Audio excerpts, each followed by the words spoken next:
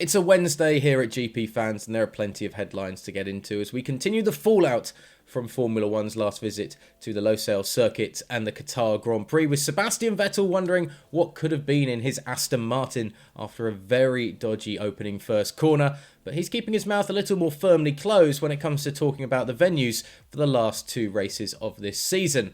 A man that isn't keeping his mouth shut at all at the moment is Christian Horner, and he's back talking about Mercedes' rear wings and how the FIA is looking over and keeping a watchful eye on what his rival constructor is doing. All of that in the headlines today. Before we go any further, just a reminder to hit the subscribe button down below to stay up to date with all that we do here at the channel. But now let's get into the F1 news this Wednesday.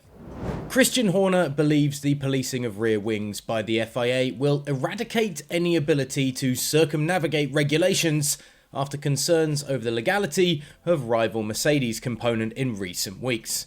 Now, in case you missed the talking point in Sao Paulo earlier this month, Red Bull did raise the issue of Mercedes' rear wing in Brazil to the FIA after noticing a 27 km/h speed difference between the two constructors around Interlagos. Red Bull sent both Chief Technical Officer Adrian Newey and Chief Engineer Paul Monahan to visit the FIA and voice their worries around their opponent's advantage in straight line speed, and Horner revealed after qualifying at the Losail circuit in Qatar that changes to the scrutineering tests had been brought in, changes that seemed to tighten the gap between the two constructors, with Max Verstappen and co able to keep pace with the Silver Arrows in raw straight line speed. I'm glad to see it's being well policed, and I'm confident what has been introduced should eradicate any ability to circumnavigate, said Horner. What we'd seen in recent races was abnormal straight line speed. Toto Wolff had been at pains to point out we've gained straight line speed, but nothing's changed. It's encouraging that at the first race since prior to Silverstone, we were able to match them in straight line speed. As I've said, it's been exponential in recent races. Now, every advantage could make or break the Formula One season in the drivers' and constructors' battles, with the points gaps so tight between Max Verstappen and Lewis Hamilton. That's down to just 8 points now in the Drivers' World Championship, and just 5 points separating the two constructors in Mercedes and Red Bull. And Horner is still convinced that it's all going to go down to the wire in Abu Dhabi in mid-December. We've been around the world in the last 3 weekends, and we've pretty much finished where we started in terms of the points difference, added Horner. It's that close. It's incredibly close. Mercedes has a very quick car at the moment. Before the last 2 weekends, the pendulum was with us.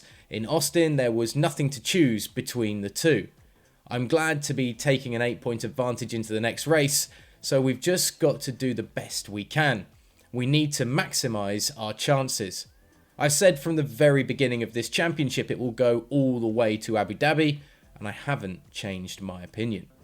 Looking ahead to the next race of the season in Jeddah, and Sebastian Vettel has implied rather than outright said that he's a little uneasy about visiting the nation of Saudi Arabia as the F1 season reaches its climax in the Middle East.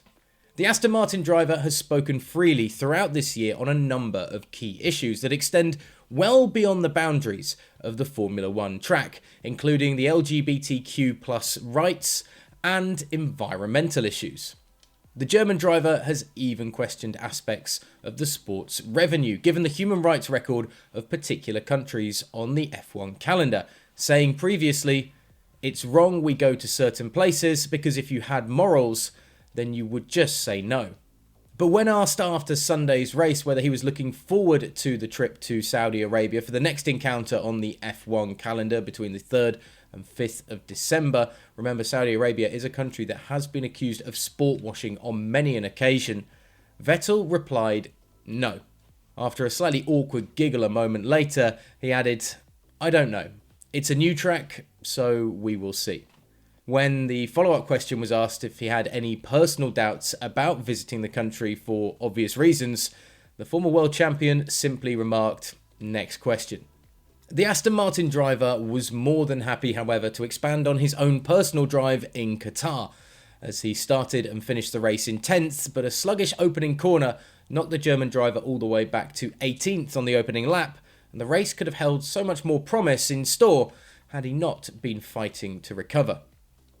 I was a bit squeezed, didn't have anywhere to go, tried to go round the outside, but it was sandier than I expected, said Vettel on the first corner. There was a lot of dust, a lot of cars around, and I lost the car on the entry to turn 1, trying to recover some positions and went wide, and lost basically all the positions. I had to give way to the cars on the inside. It was a struggle. It's frustrating because the car was quick once we were in free air, having the same pace on the softs as the cars in front. We came from 18th back to P10, which is a reasonable recovery, but not ideal because we lost too much ground at the start. I overtook an AlphaTauri and a McLaren, so it was a strong race, but obviously starting on the back foot hurts. So interesting that Vettel is a little more coy as we approach the Saudi Arabia and Abu Dhabi Grand Prix, and perhaps just towing the line and playing the F1 diplomacy game heading into the last 2 races of the Formula 1 season. Will he be a bit more vocal about some of his thoughts on the countries Formula 1 is visiting? We'll find out in the next few weeks. You can stay up to date with Sebastian Vettel and everything in the world of F1 by hitting the subscribe button down below. And Christian Horner, as I said earlier, back making comments in the F1 media world. No surprise there, but what are your thoughts on his comments? Let us know in the comments section down below as well. And get onto GPFans Global on Twitter and Instagram to stay up to date with all of our content across all of our platforms as we head into these last 2 races of the season.